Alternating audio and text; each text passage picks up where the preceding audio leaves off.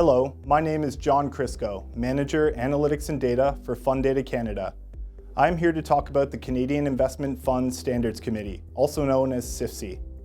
The CIFSI was formed in 1998 by the major Canadian investment data and research firms with the goal of standardizing the classification of Canadian retail funds, including mutual funds and ETFs. Today, the CIFSI is the foremost source for investment fund categories in Canada. The categories are relied upon by data providers, fund issuers, investors, and advisors to create, rate, and rank ETFs and mutual funds. The CIFSI membership includes a broad selection of industry participants, from data and research firms to industry associations representing fund issuers and managers. This ensures balanced input from a variety of stakeholders on new initiatives and category maintenance. The CIFSI maintains 63 categories. Classification into a category is based on holdings and allocations, which are evaluated using a time-weighted average and include up to 36 months of data.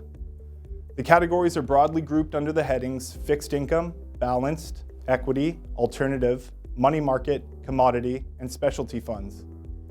The fixed income, balanced, and equity categories contain approximately 90% of ETFs and mutual funds, with the remaining 10% spread across the other categories.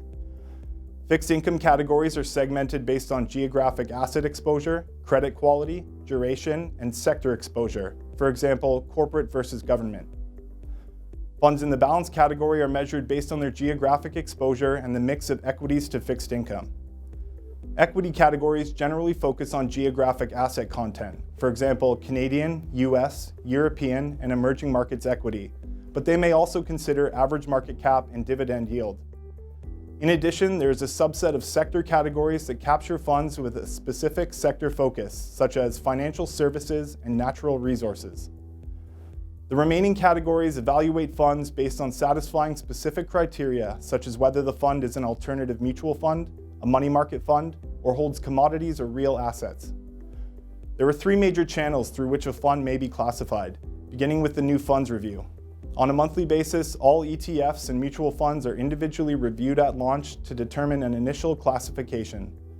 Subsequently, ETF and mutual fund portfolios are screened on a quarterly basis to ensure that their allocations fall within category thresholds.